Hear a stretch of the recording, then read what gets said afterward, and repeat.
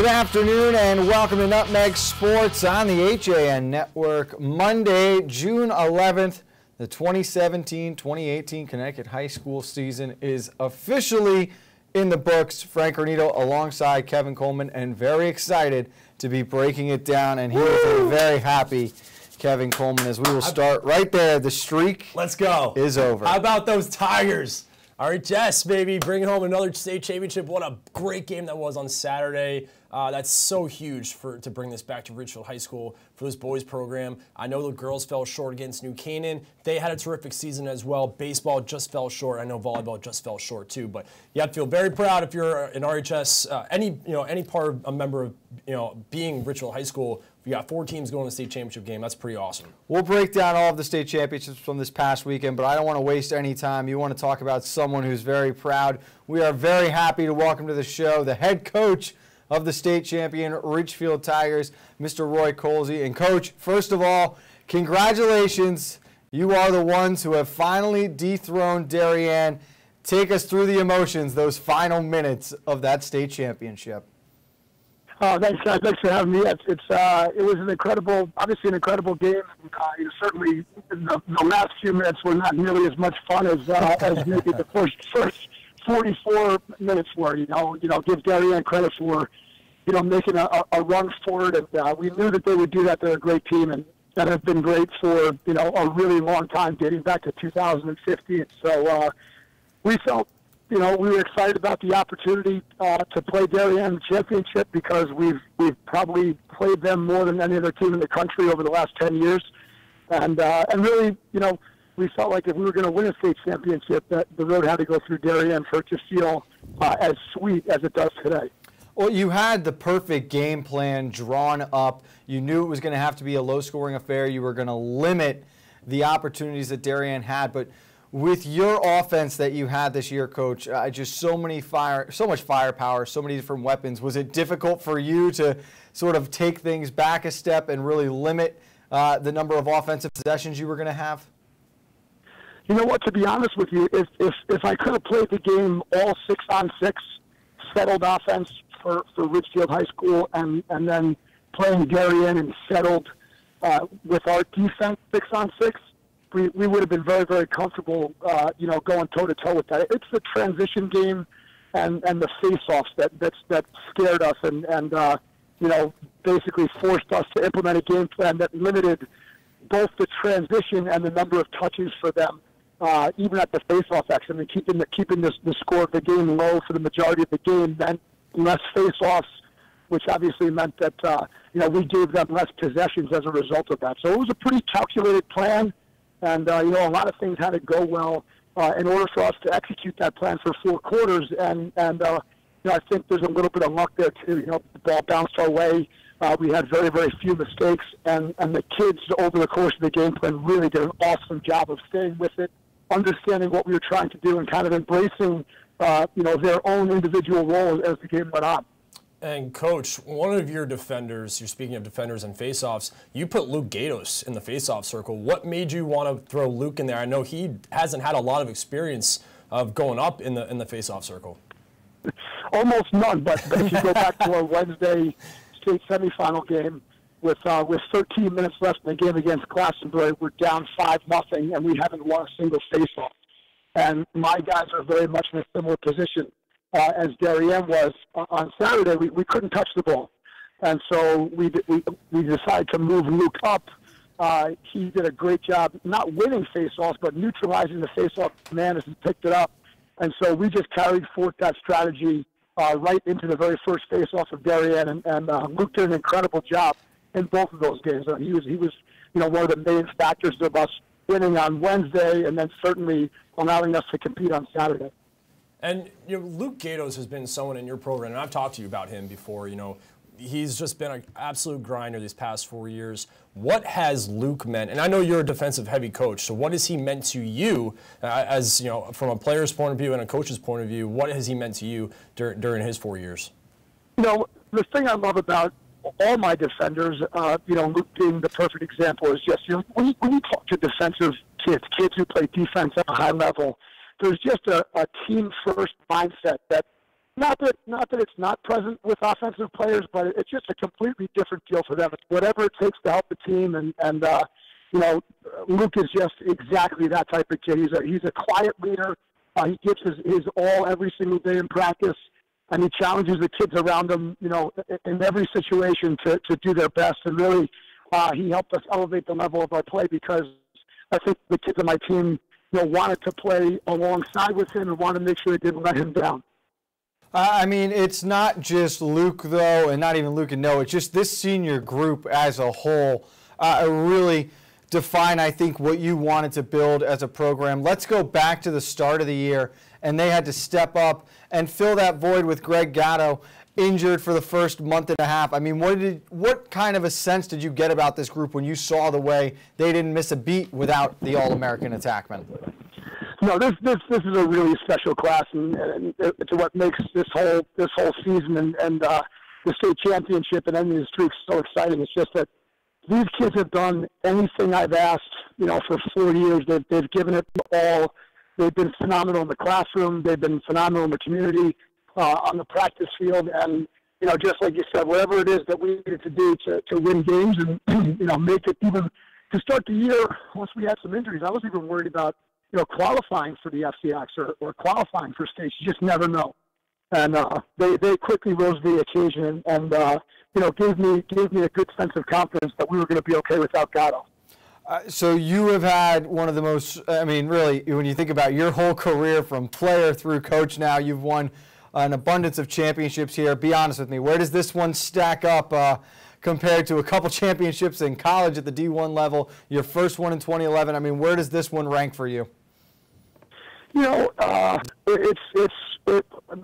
first national championship at Syracuse was really a defining moment of my playing career, and I would say that this high school championship class L, I think, really is the defining moment of my coaching career. I am extremely proud of the group and the effort and the growth that we showed this year, and so you know, it's one of the top two championships for sure. And Coach, what was the post-game celebration like with your team, and what kind of conversation did you have with Jeff Meyer? Did he give you any words of wisdom after you guys took down the winning streak of the Blue Wave? No. Jeff, you know, Jeff and I have a nice relationship. He knows how much respect I have for him and I have for his program. I admire them, and I said after our game this season, he knows we're chasing them. I mean, it's a compliment. You know, they've been the best team the last 10 years since I started here, and you know, we're working you know, hard every day to try and top them. So you know, I think just like a lot of programs, we're chasing Darien, and you know, it's nice to finally, you know, get a real meaningful victory against them, and but you know, our hats are off to them. I mean, this state championship wasn't just a state championship. It was something bigger, but Darien did all the heavy lifting. I mean, they won all those games. We just had to win one. They had won 76 straight. So they turned this into something of a national story because of their success and the quality of their program. And we were just fortunate to be there on the right day. All right, I do have to ask, though, you know, the emotions of the celebration. You talked those final few minutes, probably not the most fun of your coaching career. What was going through your head as they start to make that run late and this game got to a 2-1 goal difference? You know what? I knew we had to make one more stop. And I would say if there was a mistake that I made in the game plan, which I was very, very proud of the way we executed, I didn't take into account, you know, I could see the Darien players were literally standing there while the game was going on.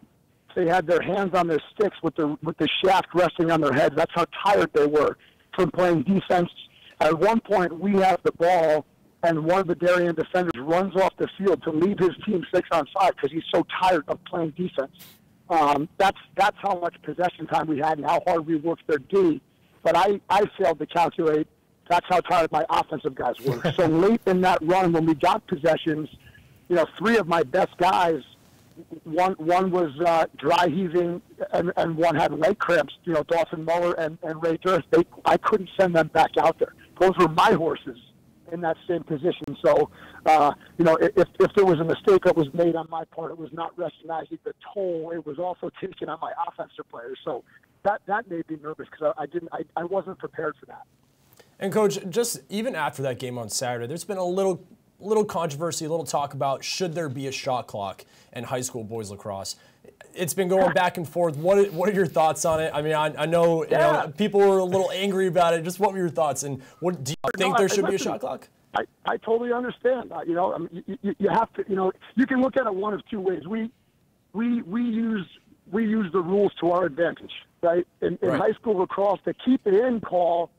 If you work the ball correctly from behind the goal, keeping it in, we talked about it all week. Keeping it in means nothing. Who cares? We were going to attack from behind the goal anyway.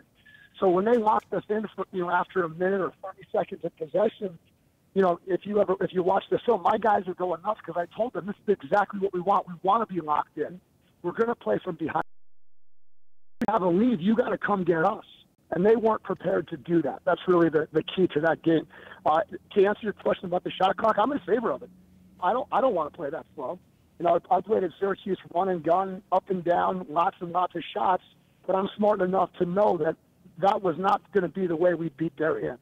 And, you know, my job is not to be an entertainer or to provide entertainment. It's to win lacrosse games. And, you know, that's what we did. We went out and we executed a game plan within the rules, you know, and very, very effectively to win a lacrosse game. No, and you're absolutely right.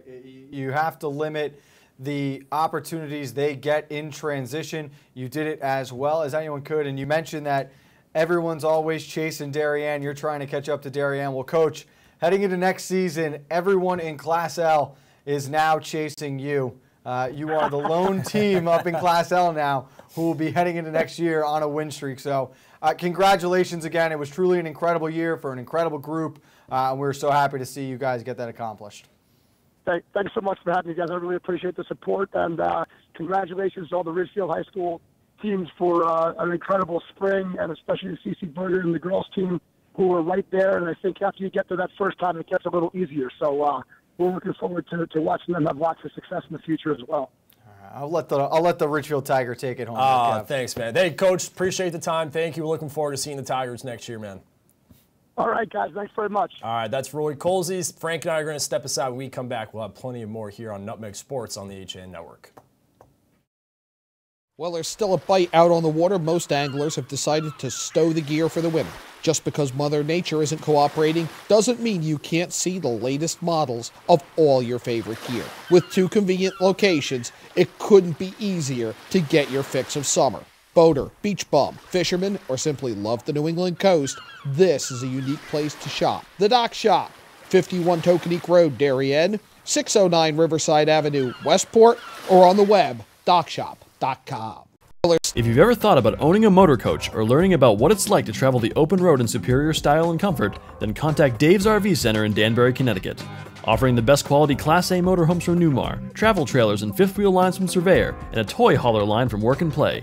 Choose from Newmar's Gas Line, Baystar and Canyon Star, or from Newmar's Diesel Line, Ventana and Dutch Star. And with unparalleled service and maintenance, Dave's RV is committed to keeping you and your motor coach safely on the road and enjoying it to the fullest. Stop by their showroom, 2 Industrial Plaza Road, Danbury, Connecticut, or call 877-483-3866.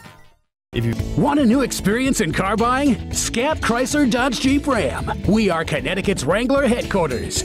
Come visit our new Ram Truck Center. Our Ram trucks get the job done with unparalleled style and performance. Call, click, or stop in to find the new Jeep, Chrysler, Dodge car, minivan, or Ram truck that you've been looking for. Family owned and operated for over 50 years. Save thousands right now at the Jeep Celebration event and Chrysler Pacifica Incredible Sales event. Now through June 30th.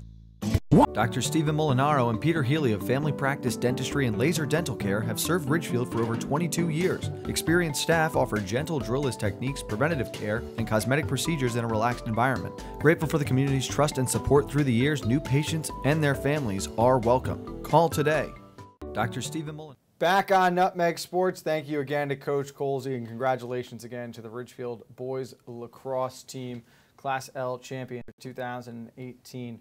Girls lacrosse, there was no Darien to be defeated as the Rams already took care of that in the semifinals. So after that boys game, Kevin, for the first time since 2004, neither the Darien boys or girls lacrosse team would hold a state title. That's unbelievable.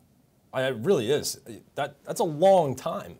2004 to now, that's a long time. 15-year run there. 15 years that. And yeah, I mean, yes, it eventually had to come to an end. This is I mean, It did, but you got the feeling you really felt like it wasn't going to, though. Yeah, exactly. You know? Yeah, I think. Do we see this ever again? Do we see a run like we've saw this? With 76 games. The 15-year run now. Do we see that again? I don't know that you do, and if you do see it again, I've got a feeling it's coming out of the same town. Yeah. The Darien girls are only going to reload and get better, as we've heard from Coach Lisa Lindley. The boys team, now you've got another hungry, motivated group again. This next incoming class is going to sit there and say, well, we saw what happened. We're not going to be that group again. We're going to get back on that win streak, and the next goal is going to be to top 76. Yeah. And as long as you've got Jeff Brameyer and Lisa Lindley in place, I don't know why you wouldn't feel confident about either Darien team being able to reach that pinnacle again. And I think the same could be said. You look towards next year, and not to get too ahead of ourselves, but I think New Canaan's going to be scary good next year too. They bring back a lot. Ridgefield, they're going to lose a lot of seniors, but they still bring back a good amount. So you're looking at 3 teams right now already. You might even throw Wilton in there as well. I think Wilton's trending 100% in the right direction. Yeah. Connor Drake is a senior, is going to be a very motivated player. He was probably a little upset with his level of play at certain points in time during the season, and he's got a lot to prove before heading off to Duke. Listen, lacrosse in the FCAC is always going to be in a great state. I mean, 3 of the final 4 teams were from the FCAC. 7 of 8 in girls lacrosse were from the FCAC going back to the quarterfinals, and it's one of the most dominant leagues in the country for a reason. And Coach Colsey said it best. You look at what Darien has done on this run. It's not just that they're beating up on the FCAC or they're beating up on some of these lesser teams, excuse me. Their out-of-conference schedule is as tough as any in the nation. They have built a strong relationship with a lot of powerhouse programs, and they are competitive games against really good competition when they play out of the league. So, listen, congratulations again to the Darien Blue Wave. Obviously, it is not the ending that they wanted to this season, but this group, this generation of Wave players, everyone who's been a part of this run, was a part of something very special, and that should not be taken for granted at any point in time. Right. I mean, hey, they're still FCAC champions. Let's not forget that. They still bring home another trophy, but that state title is so, I know it's so important to everyone, but at least they get to bring home 5 in a row. 5 for the boys in the FCAC, 7 for the girls in states. But at the end of this year, Darien is not the talk of lacrosse. And in girls lacrosse, for the first time ever in Class L, the New Canaan Rams are state champions, defeating Ridgefield 19-7. The Tigers playing in their first ever state championship, as we heard Coach Colsey mention before. Really a great job by this group. Coach Cece Berger, that program, after playing in its first FCAC championship last year, just trending in all the right directions. So they're doing such a great job there. But on this day, the Rams too much. Let's just start right now. The player of the game, Braden Dial, 6 goals, 8 assists, 14 points, Kevin. That's absurd. What a game. What a career at New Canaan High School for Braden Dial. And I think FCAC-wise, the tournament, that left her disappointed, losing to Wilton. But I think coming back, that's a motivated group. For them to recollect themselves after losing to Wilton that way, to come back and go in the state tournament and make a run like this and win it all, it speaks volumes to the senior class as well. And to do it, they beat Wilton. They get their revenge on Wilton in the quarterfinals, and then finally get over that mountain that is Darien in the semis. They end that run. And for this team to end their careers with a state championship, this is a long time building, going back for a couple of years here, and a lot of frustrations against some very good Darien teams. But this is now a New Canaan team that will be remembered for a long time. Coach Kristen Woods was named Coach of the Year earlier this year for Connecticut girls lacrosse, and it's very well deserved, and she follows it up with this. And it was just across the board, the big names making big plays. Carly Bucci was great, Julia Ojimek, Caroline O'Day, now a state championship as a goaltender. It's a very cool Rams team, and I know it's definitely a tough way on the other side to see Caroline Colonel's career end, but I mean, she left her legacy in a lot of ways at Ridgefield. She left her, fingerprints on a lot of records and a lot of things, with basketball, with volleyball, and now with lacrosse as 3-sport athlete. I mean, her name is up in the gym for a reason, and Caroline had a great career, Not the way, obviously not the way that she wanted her career to end, but I loved what she said in an article in the Ridgefield Press. She said, we put it out all on the line. We left it all on the field today. Yes, we didn't get the outcome, but if there's one group of girls that I really enjoyed leading, it's this group. And that was a great quote. To leave with your head held high saying, yes, we came out to play. Didn't go our way, but for a senior captain like that, that leaves a good reflection on the underclassmen who are just starting to come up now. And, she's someone that they all look up to as well. This was the 4th year in a row and 5th in the last 6 seasons that the Class L championship featured 2 FCAC schools. So you want to talk about the state of girls lacrosse. I mean, it's the FCAC and everyone else. The FCAC produced 12 state champions. That's awesome. This spring season. The only sport they did not take home a title in, baseball. So close, so close. We'll talk a little bit more after that. And the other thing, too, here, you want to talk about this incredible Darien era we just went through. First time since 2014 that they didn't, or 2004, excuse me, they didn't win either boys or girls lacrosse. It's the first time since 2003, Kevin, that they did not win at least one spring state championship. Wow. Wow. That's pretty good. And that speaks to what Coach Braymeyer and Coach Lindley, what they envisioned when they first got this job at Darien High School. This is what they envisioned, and that's for a coach, that's incredible to think about that. The run that they've been on, like I said, I don't know if we'll ever see anything like this again. It was a lot of fun to watch. We've got more state championship action to get you caught up on. As we mentioned, 12 different FCAC teams taking home a title. We'll break them down when we get back after the break. Now teeing off, Paul Miller from Miller Nissan in Fairfield.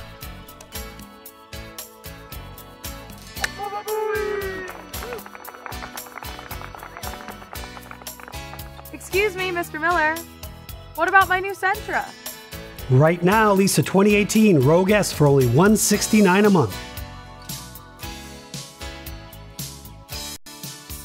He is never going to retire. At Galt, we always put you first. As your full-service home heating partner, we provide expert delivery, installation, and maintenance for all your heating needs with knowledgeable, friendly professionals that give you peace of mind 24/7. Galt Family Companies, you first since 1863. At Rings End, we say it's time to re-love your home. Time to refresh and reinvigorate the way you live. And whether you're redoing something big or small, remember the letters RE stand for Rings End. We're the new model in home remodeling. UK Gourmet is the largest specialty grocer in the area, featuring food from England, Ireland, Scotland, and Wales. Over 80 teas to choose from and a brilliant assortment of biscuits to go with them. Over 70 cheeses from grass-fed cows, which makes a smashing difference in taste. The creamiest chocolate you'll ever taste using no artificial colors or preservatives. So say hooray for UK Gourmet. 78 Stony Hill Road in Bethel, or visit ukgourmet.us. Back on Nutmeg Sports on the HAN Network, Frank Granito alongside Kevin Coleman. I'm going to throw it over to Kevin. We go back to the first state championship action we saw heading into the weekend. Thursday night, an all-FCAC final in boys volleyball. This one closer than our HAN expert picked, going the full 5 sets. I tell you what, man, Dom knows what he's talking about. He's got a knowledge of volleyball up there. So I was impressed with his analytic work in the studio. But what we saw Thursday night was a terrific, high-intensity boys volleyball game. Staples getting out to that quick 2-0 start. Everyone's starting to pack their bags. They're getting ready. This is going to be a clean sweep. Christian DeVivo played lights out. Probably the best volleyball game he's ever played. His final game as a Ridgefield Tiger, and I think the total tally was 42 kills.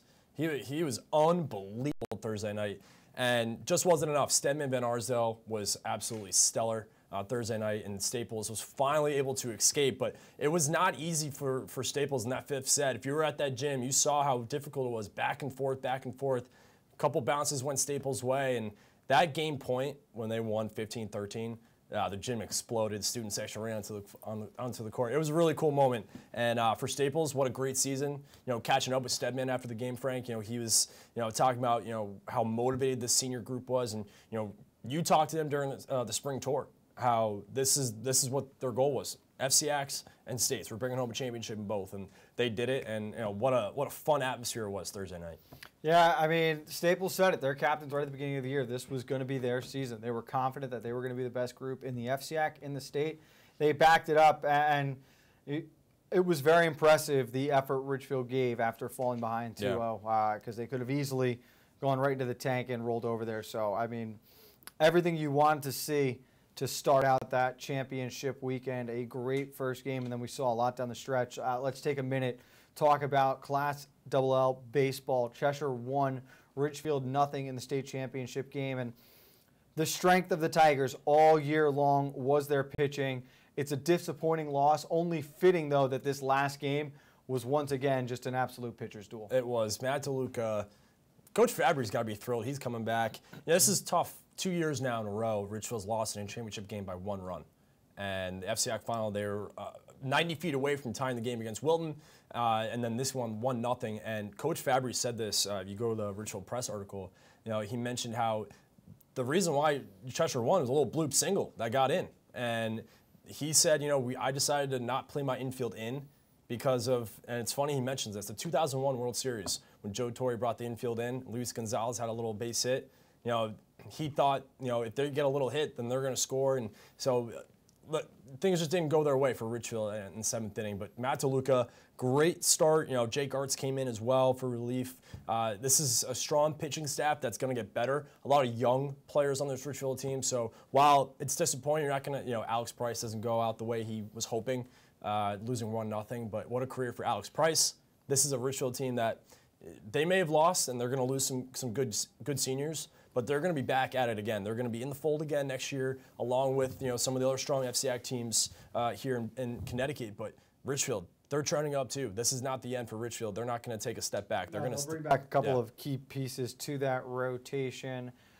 So baseball, the one sport the FCAC goes empty in, but softball, St. Joe's coming off their FCAC championship brings home a Class M championship as well, and that's not the only one. The boys lacrosse team taking home that title as well. So 2 state championships there over the weekend for the cadets. One team to keep an eye on. They fell short again in the championship game, but I'm telling you right now, Trumbull softball, they're going to be an early favorite heading into next season for both FCX and state as well, and probably for the next 3 years with Emily Gell coming back to lead their pitching staff. I think obviously disappointing losing 2 championship games this spring for Trumbull, but you take away some positives. This is going to be a core next year that has a big chip on their shoulder because of losing twice in a championship game. They had an opportunity to bring home 2 titles, and it just couldn't happen. So I think you're right. Emily Gell is going to be very motivated next season. This is going to be a Trumbull team. I 100% agree. I think they're going to be right up top as one of the top teams here in the state. All right, we got about a minute left here on Nutmeg Sports. I'm going to give you the floor. Give me the significance of this Ridgefield Boys Lacrosse Championship. Oh, it's significant, man. Look at it this way. It's significant because A, this is their first one they're bringing home. B, they end the streak. You look at it that way. I mean, Coach Colsey, drew it up beautifully, and a couple bounces went their way instead of Darien, and this is huge to bring back. This is going to mean a lot to the Ridgefield community, the high school, for the lacrosse program, where it's, him and C.C. Berger are doing a terrific job with the youth programs as well. He runs a really good youth program in Ridgefield. So, lacrosse is trending in the right direction in Ridgefield, and this is big for, as a coach and for the program that's only going to get better. So that's a big one. Tigers, baby. Let's go. It was very impressive. 4 teams advancing to the state championship. My last question for the day, what was Ridgefield's record versus New Canaan this weekend? That's it. I'm out. I'm out. Show's over, guys. All right. For Kevin Coleman, I'm Frank Granito. We'll see you back here tomorrow. Nutmeg Sports only on the HAN Network.